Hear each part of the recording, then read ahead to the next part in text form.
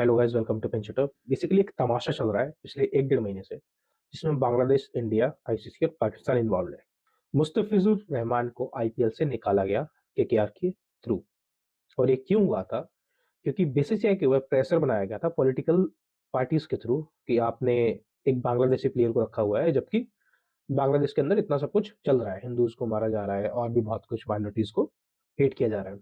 ये point of view था।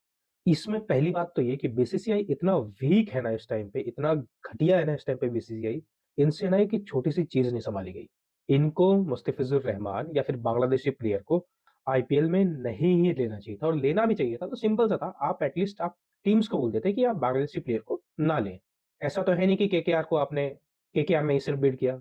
2 करोड़ से साढ़े 9 करोड़ पहुँचे ना वो। उसमें दिल्ली भी थी, उसमें चेन्नई भी थी। वो तो शाहरुख खान थे, इसलिए पॉलिटिकल पार्टीज़, ये बीजेपी के नेता जो कुछ नहीं होते ना, जो कुछ नहीं बनते हैं, वो आके गाली देना शुरू करने लगे शाहरुख खान को। बात ये थी कि उनको पॉपुलैरिटी चाहिए थी, ये रीज़न था, इसलिए आपने टारगेट करना शुरू किया शाहरुख खान को और केकेआर को। और उसके दबाव में आके बीसीसीआई ने मुस्तफिजुर रहमान को निकाल दिया। यहाँ से शुरू होता है तमाशा। जब इन्होंने निकाला तो इन्होंने इवन बीसीबी से डिस्कस करना भी ज़रूरी नहीं समझा, ना बात की कि क्या है, क्या मैटर है, क्या नहीं, इन्होंने बस निकाल दिया, बात खत्म। इनको लगा कि इसके आगे कुछ होगा नहीं। और इसके आगे क्या हुआ, वो उम्मीद थी हमें क्या हो सकता है। इसके आगे बांग्लादेश ने एक एडवाइज़री जारी की कि अगर आपने ऐसा किया है तो हम भी सिक्योरिटी रीज़न्स की वज़ह से हम इंडिया में अपने मैचेज़ नहीं खेलेंगे टी20 वर्ल्ड कप के, जो होना है अभी फरवरी में। और इसमें सबसे बड़ा जो आग में घी डालने वाला काम किया था, वो किया था अमजद हुसैन, स्पोर्ट्स एडवाइज़र हैं बांग्लादेश स्पोर्ट्स मिनिस्ट्री के, कि सिक्योरिटी रीज़न से इस वज़ह से हम इंडिया में नहीं जाना चाहते। अगर वो मुस्तफिज़ुर रहमान को सिक्योरिटी नहीं दे सकते, तो बाकी पूरी टीम को, फैन्स को, जर्नलिस्ट को और सपोर्टर्स को कहाँ से दे पाएँगे?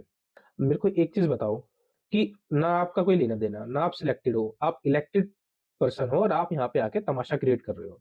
ये बेसिकली इनडायरेक्टली फ्यूल्ड था पाकिस्तानी गवर्नमेंट के थ्रू मोहसिन नकवी की वज़ह से, जिन्होंने इनको पुश किया, इनको पिंच किया कि आप करो, हम आपके साथ हैं, हम आपके साथ हैं, हम आपके साथ हैं, हम आपके साथ हैं। अरे आप घंटा इनके साथ हो, आप अपने आप को सँभाल नहीं पाते, आप बांग्लादेश का ख़्याल रखोगे। और उस वजह से बांग्लादेशी गवर्नमेंट ने उनको तंग करते रहे, बीसीबी के जो एडवाइज़र रहे, जो प्रेज़िडेंट या डायरेक्टर्स हैं, उन्होंने कोशिश की कि किसी तरीके से ट्राई किया जाए, बट जो गवर्नमेंट्स नहीं मानी, तो उन्होंने इनडायरेक्टली आईसीसी को बोला कि हम नहीं आ सकते। और इसमें पाकिस्तान कितना शाना बनता है। बेगानी शादी में अब्दुल्ला दीवाना, वो एक मेल डालते हैं आईसीसी को, जिसमें वो सभी बोर्ड मेंबर्स को रखते हैं कि इस मैटर को जल्दी से जल्दी रिज़ॉल्व किया जाए। तो आईसीसी भी क्या करता है, सबको बुलाता है, मीटिंग करता है और एक वोटिंग क्रिएट हो जाती है, जिसमें 14-2 से इंडिया के फ़ेवर में ये डिसीज़न जाता है। उसमें सिर्फ 2 लोगों ने बांग्लादेश के फ़ेवर में किया था, बांग्लादेश और पाकिस्तान। पाकिस्तान ये दिखाना चाहता था कि हम बांग्लादेश के साथ हैं, बट उनको ये नहीं पता कि वो अपने को तो देख नहीं पा रहे हैं, वो दूसरों को क्या देखेंगे। और जिसकी वजह से बांग्लादेश को जब लास्ट में अपनी गवर्नमेंट से बात करनी पड़ी, बाद में अपनी गवर्नमेंट से डिस्कस करना पड़ा, तो उन्हें पीछे हटना पड़ा इस चीज़ से, और वो अब वर्ल्ड कप नहीं खेल रहे हैं। तो ऐसे हालात हो गए हैं। और अमजद हुसैन बहुत सारे वर्ड्स यूज़ कर रहे हैं आईसीसी के लिए, इंडिया के लिए और इंडियन गवर्नमेंट के लिए, जो कि उन्हें नहीं करने चाहिए। और इस मैटर पे ना बहुत सी बातें ना बढ़ती जा रही हैं आगे। और इसका सिंपल से जो फ्यूल कर रहा है ना, वो पाकिस्तान गवर्नमेंट फ्यूल कर रही है, और Pakistan PCB chairman Mohsin Naqvi, main वो है। आप अपना तो घर सँभाल नहीं पा रहे हो पाकिस्तान, आप दूसरे की बात कर रहे हो। आपको अपने घर में देखना चाहिए ना। इवन बीसीबी की जो मीटिंग थी, लास्ट मीटिंग जो प्लेयर्स के साथ, उसमें उनके मेन प्लेयर्स तो आए नहीं। ना मुस्तफिज़ुर रहमान, जो इस मैटर का सबसे main top point of view थे। उसके बाद ना तमीम इकबाल आए, ना लिटन दास आए। तो जो मेन प्लेयर्स हैं आपके, वो तो आए नहीं। आप पता नहीं क्या करना चाहते हो, और बीसीसीआई क्या कर रहा है। आपको ये चीज़ ना बहुत ईज़िली हैंडल कर लेनी चाहिए थी। हर चीज़ आप जैसा के ऊपर नहीं डाल सकते हो, जो आएगा वो सँभाल लेंगे। ये बीसीसीआई की जो मैनेजमेंट है ना, करंट मैनेजमेंट, इतनी थर्ड क्लास है ना, इनसे छोटी से छोटी चीज़ नहीं संभलती है।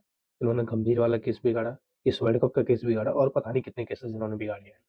आपको ना चीज़ों को बात करके सुलझाना होता है। आप निकाल के और ऐड करके नहीं सुलझा सकते। तो वो चीज़ है। और बाकी बांग्लादेश तो सिर्फ़ पाकिस्तान के ऊपर चल रहा था ना, उन्होंने अपना जो नुकसान किया है, वो प्लेयर्स को सैलरीज़ देने के लिए तरस जाएँगे। इतने बुरे हालात होंगे उनके।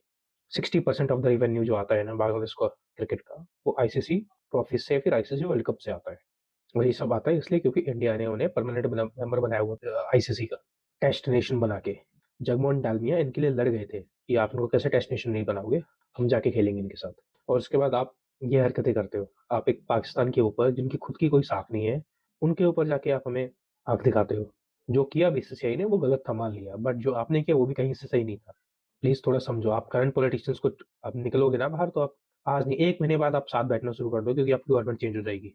मेन बात ये है, ये जो भी हुआ ना गवर्नमेंट इलेक्शंस जीतने के लिए हुआ है बांग्लादेश में और कुछ नहीं। Please like, share, subscribe. जय हिंद, जय भारत।